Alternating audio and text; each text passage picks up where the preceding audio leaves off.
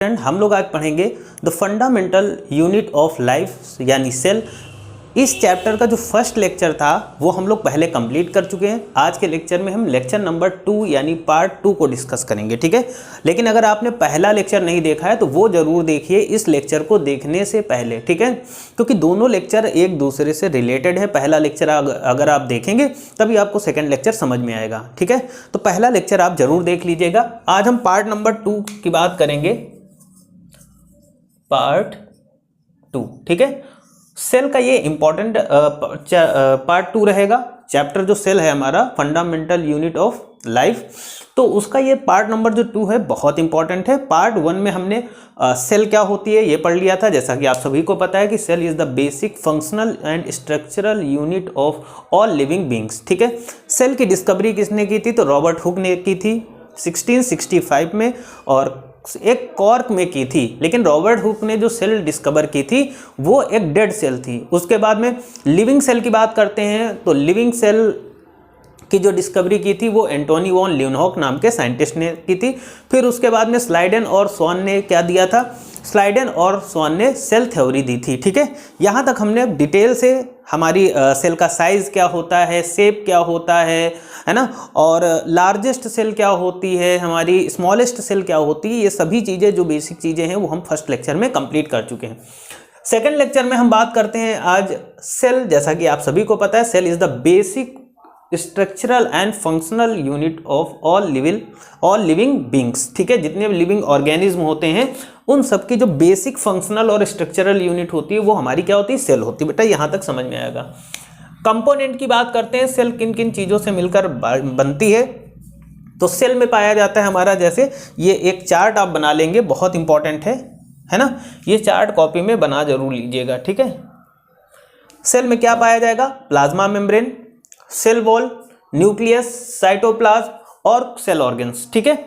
ये कुछ important part होते हैं एक सेल के, ठीक है। सबसे पहले हम प्लाज्मा मेम्ब्रेन की बात करते हैं। तो प्लाज्मा मेम्ब्रेन क्या होता है? Outermost covering of cell. यानी अगर कोई सेल है, यहाँ पर देखो समझो, अगर कोई सेल है तो सेल की ये सेल है, ठीक है। तो सेल की ये जो आउटर कवरिंग लेयर है इसी को हम लोग बोलते हैं प्लाज्मा मेम्ब्रेन, जो कि एक प्रकार से सेल को प्रोटेक्ट करती है, ठीक है। प्लाज्मा मेम्ब्रेन का फंक्शन क्या होता है? Permit the entry and exit of some material. ये जो प्लाज्मा मेम्ब्रेन होती है वो सेल के अंदर जो एसेंशियल मटेरियल, जो चीज़ें सेल को ज़रूरत होती है, जिनकी नीड होती है, उनको अंदर आने के लिए परमिशन देती है, ठीक है। और जो जिनको बाहर निकलना होता है सेल से तो उनको आउटपुट करने यानी बाहर निकालने के लिए परमिशन देती है। तो ये इंपॉर्टेंट होती है, ठीक है बेटा, समझ में आया होगा। उसके बाद सेल वॉल की बात करते हैं। बेटा सेल वॉल की बात करते हैं तो सेल वॉल केवल और केवल प्लांट सेल में पाई जाती है, जबकि एनिमल सेल में नहीं पाई जाती, ठीक है। ये चीज़ याद रखिएगा कि सेल वॉल हमारी किस में प्रेजेंट होती है? प्लांट सेल में प्रेजेंट होती है, ठीक। सेल वॉल होती कहाँ?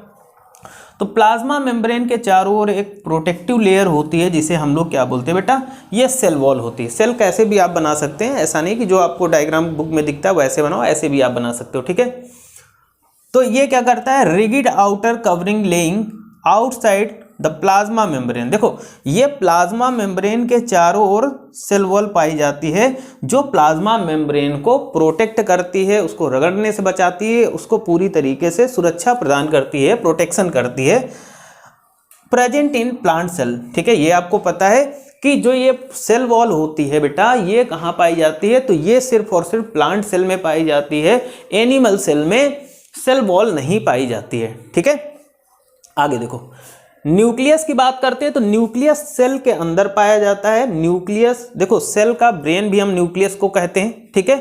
और सेल न्यूक्लियस का एक सेंटर और इम्पॉर्टेंट पार्ट होता है, क्योंकि पूरी सेल का जो डीएनए होता है वो इसी न्यूक्लियस में प्रेजेंट होता है, ठीक है। ये यहाँ पर प्रेजेंट होगा, ठीक है। तो क्या होता है? Has double layered membrane having nuclear pores for transfer of material and chromosome, ठीक है। तो ये होती है क्या? ये हमारी न्यूक्लियस होता है जो कि सेल के अंदर प्रेजेंट होता है, इसी के अंदर सेल का पूरा डीएनए प्रेजेंट होता है। और सेल यहाँ पर न्यूक्लियस के चारों ओर वॉल में कुछ न्यूक्लियस पोर पाए जाते हैं, हल्के छोटे छोटे पोर्स पाए जाएंगे, छेद टाइप के पाए जाते हैं, जो क्या करते हैं? ट्रांसफर करते हैं मटेरियल एंड क्रोमोसोम, ठीक है। ये क्रोमोसोम और जो नीडी मटेरियल होता है, यानी जो सब्सटेंस होगा, जो मटेरियल होगा, उसको ट्रांसपोर्ट करने का काम यही करते हैं, यानी उन्हीं पोर्स से चीज़ें अंदर जाती हैं न्यूक्लियस के, और उन्हीं पोर्स से जो चीज़ें बाहर निकलना होता है वो बाहर निकलती हैं, ये काम होता है, ठीक है। आगे बात करते हैं साइटोप्लाज्म। तो fluid content inside the plasma membrane and outside the nucleus, ठीक है। प्लाज्मा मेम्ब्रेन के यहाँ पर चारों ओर अंदर की ओर, ठीक है, यहाँ पर किसी भी सेल को देखोगे तो यहाँ पर जो सारा लिक्विड फिल होता है बेटा, यहाँ पर जो लिक्विड फिल होता है इसी को हम बोलते हैं क्या, साइटोप्लाज्म, ठीक है, साइटोप्लाज्म होता है, ठीक। सेल ऑर्गन सेल्स क्या होते हैं, सेल के ऑर्गन्स क्या होते हैं, तो सेल के अंदर बहुत सारे सेल ऑर्गन्स पाए जाते हैं जिन्हें हम सेल ऑर्गन सेल्स बोलते हैं। उसमें आ जाता है हमारा क्या, जैसे माइटोकॉन्ड्रिया हो गया, गोल्जी बॉडी हो गया, एंडोप्लाज्मिक रेटिकुलम हो गया, राइबोसोम हो गए, है ना, लाइसोसोम हो गए। तो ये सेल के अंदर बहुत सारे ऑर्गन, वैक्यूल हो गया, ये सेल के अंदर बहुत सारे, माइटोकॉन्ड्रिया आप जानते हो जिसको powerhouse of the cell बोलते हैं, है ना। तो ये सेल के अंदर बहुत सारे सेल ऑर्गन्स पाए, these are membrane bounded parts of cell present in cytoplasm, ठीक है। जितने भी सेल ऑर्गन्स होंगे वो सेल के अंदर प्रेजेंट होंगे। हम लोग एक एक सेल ऑर्गन को बड़ा ही डिटेल से हम लोग डिस्कस करेंगे, ठीक। तो यहां तक ये फ्लो चार्ट आपने बना लिया होगा, ये चीजें आपको समझ में आ गई होंगी, ठीक है। अब देखो आगे हम बात करते हैं बेटा सेल वॉल। तो सेल वॉल होती क्या है, तो जैसा कि आपको पता है कि केवल प्लांट सेल में पाई जाती है। तो सेल वॉल एक नॉन लिविंग होती है और नॉट फ्लेक्सिबल, ठीक है, ठीक। उसके बाद form outer covering of plasma membrane, जो प्लाज्मा मेम्ब्रेन होती है उसके आउटर कवरिंग को बनाती है, बाहर की सरफेस को बनाती है, ठीक है।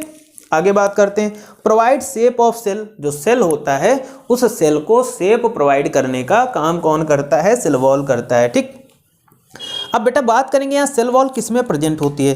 तो देखो अगर प्लांट सेल है तो सेल वॉल प्रेजेंट होगी, अगर बैक्टीरिया है तो बैक्टीरिया में सेल वॉल पाई जाएगी, फंगी है तो सेल वॉल पाई जाएगी, जबकि एनिमल और वायरस में नहीं पाई जाती है। कभी कभी क्वेश्चन ये पूछ लेता है कि बताओ भाई प्लांट सेल किससे मिलकर बना होता है।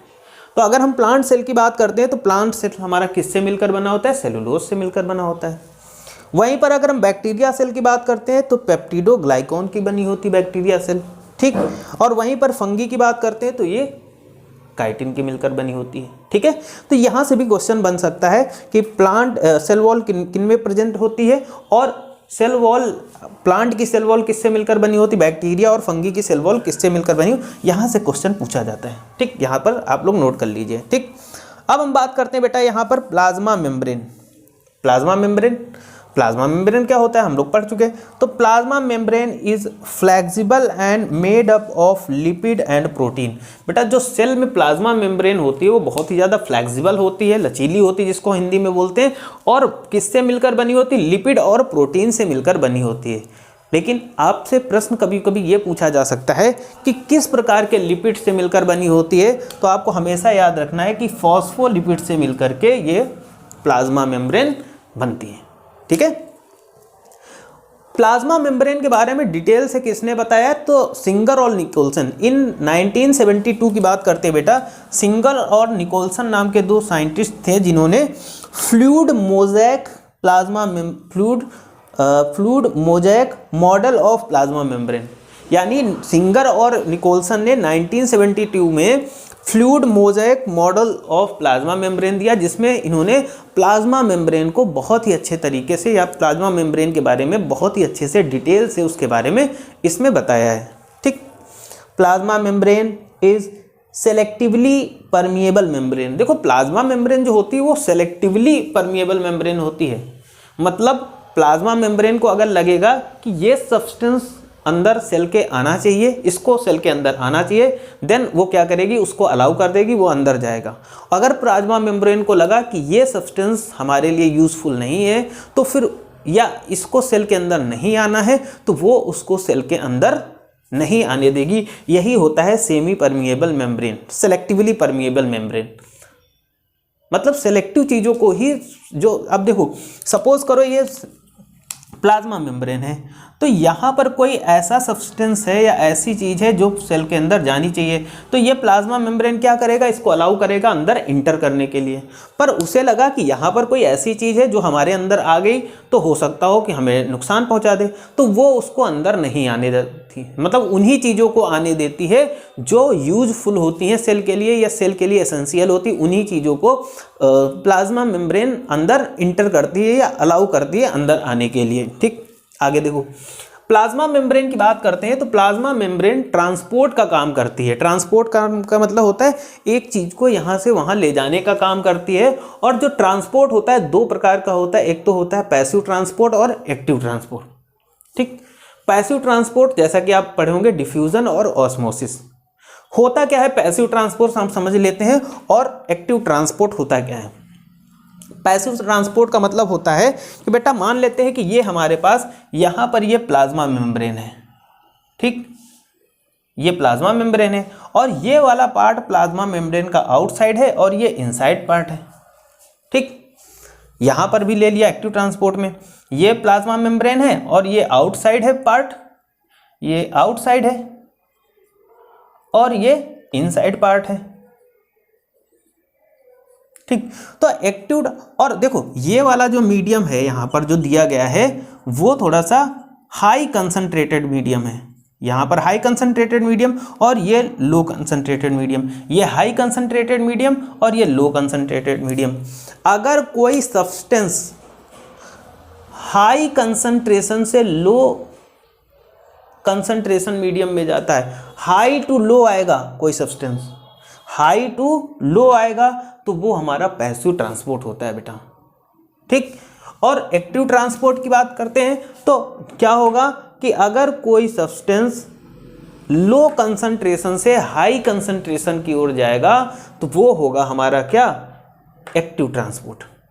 यहाँ तक चीज़ें क्लियर हुई होंगी। तो हमने लेक्चर नंबर 2 में यहाँ पर बेसिक चीज़ें जो थी उनको डिस्कस कर लिया। अब जो लेक्चर नंबर 3 आएगा उसमें हम सेल ऑर्गन्स के बारे में बात करेंगे कि सेल के अंदर माइटोकॉन्ड्रिया, लाइसोसोम, गोल्जी बॉडी, इन सभी चीज़ों के बारे में लेक्चर नंबर 3 में हम लोग डिस्कस करेंगे। आज के लेक्चर में ये सारी चीज़ें आपको क्लियर हुई होंगी, बेसिक चीज़ें थी, बहुत इंपॉर्टेंट थी। आगे हम लोग नेक्स्ट लेक्चर में इसके आगे पढ़ेंगे। ठीक है, इससे पहला वाला लेक्चर अगर आपने नहीं देखा तो उसको जा करके जरूर देखिएगा क्योंकि बहुत ही ज़्यादा इंपॉर्टेंट है। किसी भी प्रकार का कोई डाउट है तो कमेंट करके जरूर बताइएगा। आज के लिए इतना ही रखते हैं। Thank you for this class.